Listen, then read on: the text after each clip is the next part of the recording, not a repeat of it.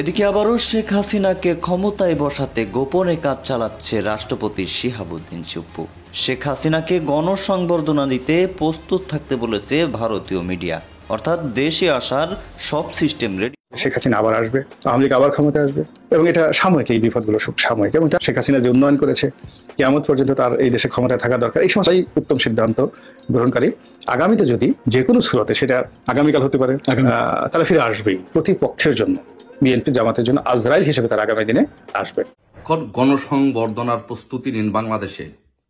শেখ হাসিনাকে গণসংবর্ধনা কোথায় দিবেন, কিভাবে দিবেন, কত লক্ষ লোকের সমাবেশ হবে, কত কোটি লোকের সমাবেশ হবে, সেই প্রস্তুতি নিন। He urged Hasina to return back home and reorganize the party. Awami League কিন্তু পাট গাছ না ভাই, যে টান দিয়ে উঠে ফেলাবেন।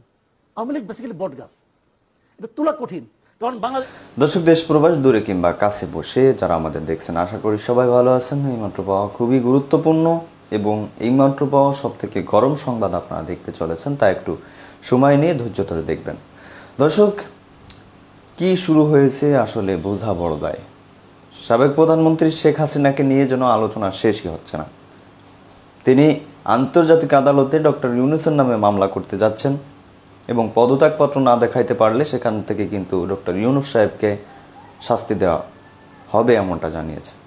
দর্শক, এবার বাংলাদেশে যে খবরটা আপনারা শুনতে এসেছেন, শেখ হাসিনাকে সংবর্ধনা জানানোর জন্য বা শেখ হাসিনা ফিরে আসতেছে তার শক্তি নিয়ে, সেই জন্য যুক্তরাষ্ট্র থেকে একজন সাংবাদিক খবর দিয়েছে যে কত কোটি মানুষ আপনারা জোগাড় করতে পারেন, শেখ হাসিনা কিন্তু অতি শীঘ্রই বাংলাদেশে যাচ্ছে।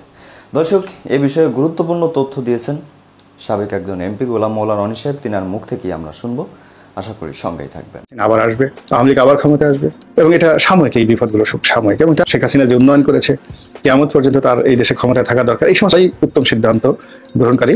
আগামীতে যদি যে কোনো সুরতে, সেটা আগামীকাল হতে পারে, আগামী বছর হতে পারে, আগামী 10 বছর পরে হতে পারে, 20 বছর পরে হতে পারে, কিন্তু তারা ফিরে আসবেই প্রতিপক্ষের জন্য, বিএনপি জামাতের জন্য আজরাইল হিসেবে তার আগামী দিনে আসবে। এবং শেখ হাসিনা বাবা বঙ্গবন্ধু শেখ মুজিবুর রহমান যে কত বড় ভুল করেছে, এটি তিনি যদি আজ জীবিত থাকতেন, তাহলে তার যে মূর্তি ভেঙে তার মাথার উপর যেভাবে পেশাব করে দেওয়া হয়েছে, এই দৃশ্য দেখলে তিনি বুঝতে পারতেন যে তিনি কত বড় ভুল করেছেন। বাংলাদেশে শেখ হাসিনা নেই, বাংলাদেশে আওয়ামী লীগের শাসন নেই, ছাত্রলীগ নেই, যুবলীগ নেই, চারিদিকে কেমন যেন একটা নিঃসীম নীরবতা। এরকম একটা দুর্বিষহ অবস্থা যখন চলছে, তখন সত্যিকার অর্থে আমাদের যে রাজনৈতিক ভবিষ্যৎ, এটি কি আওয়ামী লীগ বিরোধী হবে, আওয়ামী লীগ বিহীন হবে, আগামীতে আওয়ামী লীগ কি ফিরে আসবে, এই বিষয়গুলো নিয়ে আমি আমার সাধ্যমতো চুলচেরা বিশ্লেষণ করার চেষ্টা করব। একটা জিনিস আপনাদেরকে বলি, যে এই গত 15 বছরে আওয়ামী লীগ যে অন্যায় করেছে, জুলুম করেছে, অর্থনৈতিক জুলুমটা বাদ দেন, যদি আপনি ধর্ষণ ধরেন, তারপর হত্যাকাণ্ড ধরেন, গুম ধরেন, মানবতা বিরোধী অপরাধ ধরেন, তো এইগুলো যদি আপনি 1971 সনের রাজাকার, আলবদর আর শামস তাদের কর্মকাণ্ড পাকিস্তানি বাহিনীর কর্মকাণ্ডের সঙ্গে তুলনা করেন, হাজার তো দূরের কথা, 1,00,000 ভাগের 1 ভাগও এই গত 15 বছর আওয়ামী লীগ করতে পারেনি। এখন সেই যে এত বড় অপরাধ, অর্থাৎ যে অপরাধে আপনি আওয়ামী লীগকে দায়ী করছেন, তার চেয়ে লক্ষ লক্ষ গুণ অপরাধ করেছে কারা? পাকিস্তান। এবং পাকিস্তানের যারা দোসর, রাজাকার, আলবদর আর শামস, তারা এবং তাদের সাঙ্গপাঙ্গরা। তো দেখুন, 71-এর পরে বহু বছর কেটে গেছে, পাকিস্তান এখনো পর্যন্ত সরি বলেনি। এবং সরি না বলার সত্ত্বেও আপনি বাংলাদেশের এই সময় রাজনীতিতে পাকিস্তানের আধিপত্য দেখেন। তারা বুক ফুলিয়ে কথা বলছে, মুক্তিযুদ্ধে যারা নেতৃত্ব দিয়েছে তাদেরকে কটাক্ষ করছে।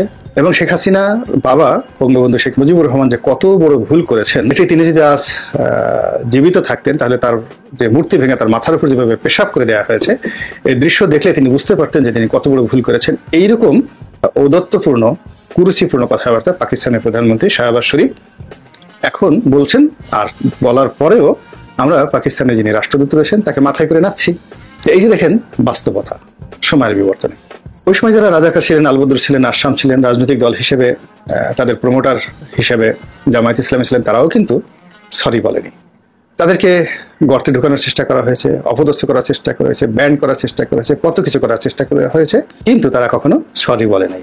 তারা তাদের যে কর্ম, সেই কর্মের যুক্তি তারা খুঁজে পেয়েছে এবং তারা মনে করেছে যে তারা 71 সনে যে কাজটি করেছিলেন সেটি সঠিক ছিল, এটা একটা পলিটিক্যাল ডিসিশন ছিল এবং এটাই তাদের করা উচিত ছিল।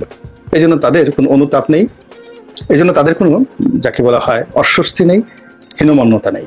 তারা শুধুমাত্র পরিস্থিতি সামাল দিয়ে নিজেদেরকে রক্ষা করে আজকের যে অবস্থা, সেই অবস্থা উন্নীত হয়ে এখন এমন একটা পরিস্থিতি তারা এসেছে যে আগামীতে যদি জামায়াত ইসলামী রাষ্ট্র ক্ষমতা আসে, এটা আশ্চর্য হওয়ার কিছুই নেই।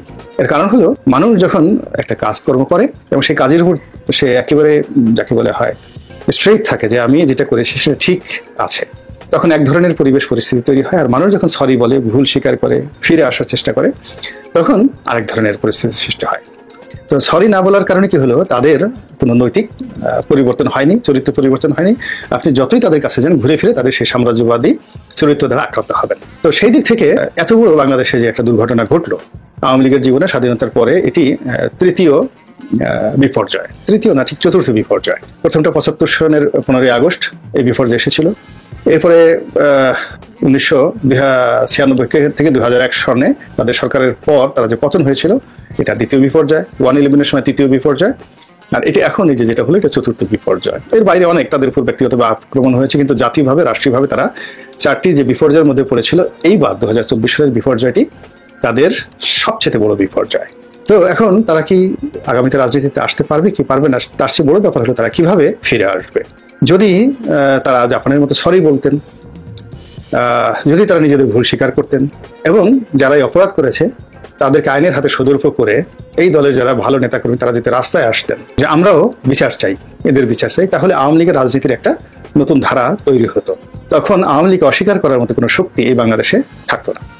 কিন্তু যতক্ষণ পর্যন্ত তারা শেখ পরিবারকে, শেখ হাসিনাকে, তারপরে তার আমলাতন্ত্রকে, সারা বাংলাদেশের চাঁদাবাজ, ছাত্রলীগ, যুবলীগ, তাদের সমস্ত কর্মকাণ্ডকে ওন করবে, সারা বাংলাদেশের 35 ভাগ ভোটার যারা আওয়ামী লীগ করেন তারা ওন করবে, ততদিন পর্যন্ত আমাদের জন্য একটা থ্রেট থেকে যায় যে তারা ফিরে যদি আসে, ফিরে তো অবশ্যই আসবে, তারা যদি ফিরে আসে তাহলে এই যে তাদের যে ক্রোধ, এই সময়টিতে তারা অন্যায় এবং অপকর্ম করেছে, সেইগুলো বহু বহু গুণ প্রতিহিংসা নিয়ে, জুলুম নিয়ে, অত্যাচার নিয়ে এবং আরো মন্দ দৃষ্টান্ত নিয়ে এই জাতির উপর চেপে বসবে এবং তাদের প্রতিপক্ষের জন্য, বিএনপি জামাতের জন্য আজরাইল হিসেবে তারা আগামী দিনে আসবে।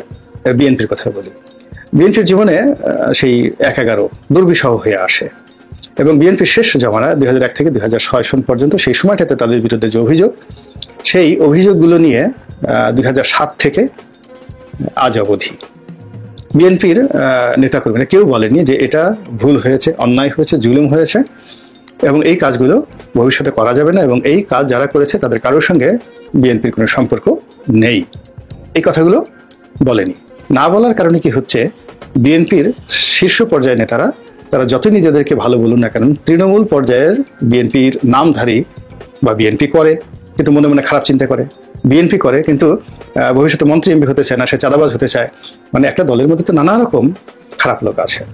তো সেই মানুষগুলো বিএনপির মধ্যে যারা বিএনপির নাম বিক্রি করে, বিএনপি দল করে কিন্তু মনে মনে তারা খারাপ চিন্তা করে, সেই মানুষগুলো এই গত 1 মাসে কি কর্মকাণ্ড করেছে, এই কর্মকাণ্ড তারা করেছে যার দায় বিএনপিকে নিতে হচ্ছে। একমাত্র কারণ হলো বিএনপি এখনো পর্যন্ত তাদের অতীতের ভুলগুলো স্বীকার করেনি এবং সেই ভুলের যে সমস্ত খারাপ লোক আছে তাদেরকে বিচারের আওতায় বিএনপি আনেনি, তারা এখনো বহাল তবিয়তে আছে। ফলে কি হচ্ছে, বিএনপির যে শ্রেণী, সেই শ্রেণীর পরিবর্তন হয়নি। ফলে বিএনপির মতো রাজনীতি করছে, এর বাইরে জামাত বলে ফেলছে যে এক জালেমের পরিবর্তে যদি আরেক জালেম আসে তাহলে আমাদের কি। তো এই যে দেখেন যে মানুষ যার যার অবস্থানে যদি একটি কনজারভেটিভ থাকে এবং নিজেকে যদি সে মডিফাই করতে না পারে, নিজেকে যদি সে সংস্কার করতে না পারে, তাহলে তার দ্বারা ভবিষ্যতে কখনো কেউ নিরাপদ থাকতে পারে না। আবার আসবে, তারা কেউ শেখ হাসিনাকে গালাগাল দেয় না বা বলে না যে এই কাজ করেছে, এর কারণে আমাদের এই পতন হয়েছে। এবং একই ঘটনা কিন্তু দেখেন বিএনপির তারেক রহমান সাহেবের ক্ষেত্রে হয়েছিল এবং বেগম খালেদা জিয়ার ক্ষেত্রে হয়েছিল। শেখ হাসিনার ভবিষ্যৎ কি, আওয়ামী লীগের ভবিষ্যৎ কি, আওয়ামী লীগ কি রাজনীতিতে টিকে থাকবে, বা এখন যারা রাষ্ট্র ক্ষমতায় আছেন তাদের জন্য আওয়ামী লীগ কি কোনো সমস্যা সৃষ্টি করতে পারবে? বিএনপির জন্য আওয়ামী লীগ এখনো প্রতিদ্বন্দ্বী হিসেবে আছে নাকি এটি শেষ হয়ে যাবে? আওয়ামী লীগের অফিস বন্ধ, লোক নাই, সব পলাতক, এটাই কি শেষ কিনা? এটি যদি আপনাকে বুঝতে হয় ভবিষ্যৎ, তাহলে আপনাকে ক্যালকুলেশন করতে হবে যে শেখ হাসিনা যখন খুব ক্রাইসিস যাচ্ছিল, the last month of Sheikh Hasina, অর্থাৎ জুলাই এবং আগস্ট, অর্থাৎ জুলাই মাসের 5 তারিখ থেকে আগস্ট মাসের 5 তারিখ পর্যন্ত এই একটি মাস, তো এই একটি মাসে শেখ হাসিনার জীবনে কি কি ঘটেছিল, এটার উপর নির্ভর করবে আগামীতে তিনি ফেরত আসতে পারবেন কি পারবেন না, বা রাজনীতিতে আওয়ামী লীগ টিকবে কি টিকবে না। তো এই জিনিসটা মূল্যায়ন করার আগে আপনাকে ট্র্যাজেডি কিং হিসেবে পরিচিত সেটি হলো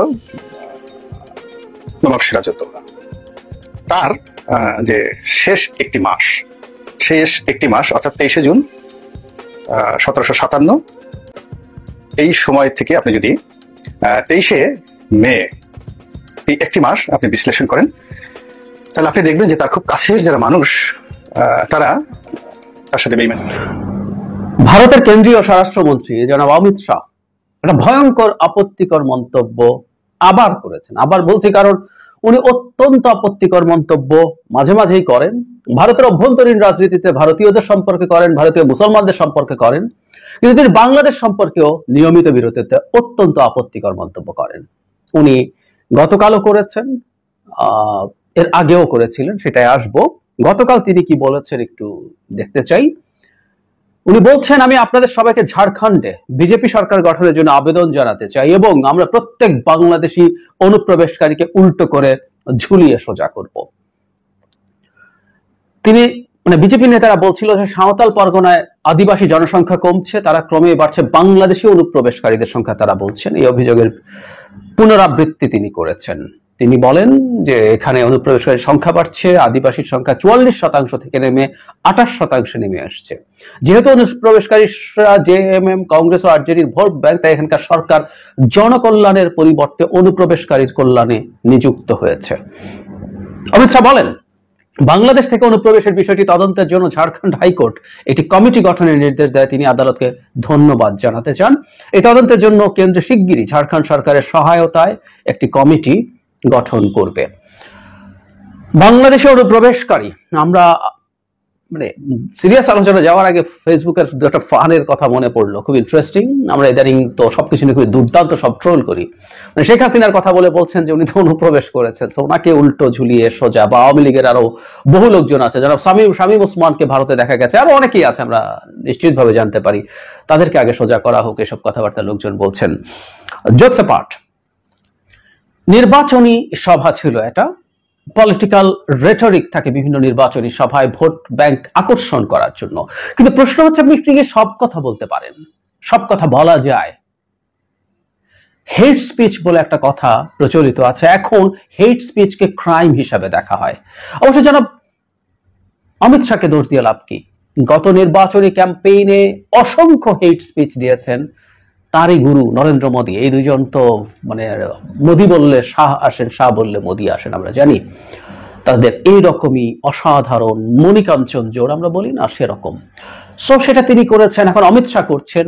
এর আগে অমিত শাহ, আমাদের মনে থাকার কথা, বাংলাদেশিদেরকে টার্মাইট বলেছিলেন এবং একই রকম ঘৃণা সূচক বক্তব্য এখন উল্টো করে সোজা করা।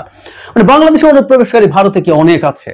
উত্তর হচ্ছে না, ভারতে এত মানুষ যাওয়ার কোনো কারণ নাই, কারণ বাংলাদেশের অবস্থা হাসিনার লুটপাটের পরও এত খারাপ, ভারতের বহু জায়গার তুলনায় এত খারাপ হয়ে পড়েনি। আমাদের মানুষের মধ্যে সংকট ছিল, মানুষ তার সংকটটা তার মতো করে, আমাদের মূল জায়গাটা কি ছিল? মূল জায়গা হচ্ছে আমাদের যে অনেক দূরে এগিয়ে যেতে পারতাম, অর্থনৈতিক উন্নতির দিক থেকে, মাথাপিছু আয়ের দিক থেকে, আমাদের সিচুয়েশনের দিক থেকে আমরা অনেকটুকু উন্নতি করে ফেলতে পারতাম, আমরা অনেক এগিয়ে যেতে পারতাম। সেটা ধ্বংস হয়েছে শেখ হাসিনার এবং তার অলিগারদের লুটপাটের কারণে। কিন্তু ভারতেরও উন্নতি এত না যে আমাদের এখান থেকে দলে দলে লোক গিয়ে ভারতে বিভিন্ন জায়গায়, এর আগে আসামে হয়েছিল আমরা জানি, এবং আসামে যে তারা তাদের নাগরিকদের রেজিস্ট্রি করেছিল, ওখানে করতে গিয়ে দেখা গেছে শেষ পর্যন্ত আসলে তাদের। দর্শক দেখলেন খুব গুরুত্বপূর্ণ প্রতিবেদন। এই বিষয়ে আপনারা কি বলবেন অবশ্যই কমেন্টে জানাবেন। দেখলেন জনাব জাহিদ স্যারের মুখ থেকে আমরা শুনছিলাম যে ভারত থেকে বাংলাদেশের জন্য, বা ভারত বাংলাদেশকে আবারও হাই স্পিডে কথা বলছে বা বাটাম দেওয়ার চেষ্টা করতেছে। ভারতকে সাবধান করা উচিত। তো দর্শক, এতক্ষণ আমাদের সাথে ছিলেন, শুনছিলেন। এ বিষয়ে আপনাদের মতামত কি অবশ্যই আমি চাই। আপনি কি শেখ হাসিনাকে আবারও চান? যদি চেয়ে থাকেন কমেন্টে এ লিখবেন, আর যদি না চেয়ে থাকেন অবশ্যই কমেন্টে বি লিখবেন। আপনি একজন বাংলাদেশের সুষ্ঠু নাগরিক, সুশৃঙ্খল নাগরিক, আপনার অবশ্যই দায়িত্ব আছে বাংলাদেশে সুষ্ঠু বা সুন্দর একজন রাজনৈতিক নেতাকে বাছাই করা। তো দর্শক, এতক্ষণ আমাদের সাথে থাকার জন্য সবাইকে ধন্যবাদ জানাচ্ছি। আর হ্যাঁ, পরবর্তী আপডেট পেতে আমাদের চ্যানেলটি সাবস্ক্রাইব করে রাখবেন এবং যারা লাইক দেন না অবশ্যই লাইক দিয়ে সাথে থাকবেন। ধন্যবাদ।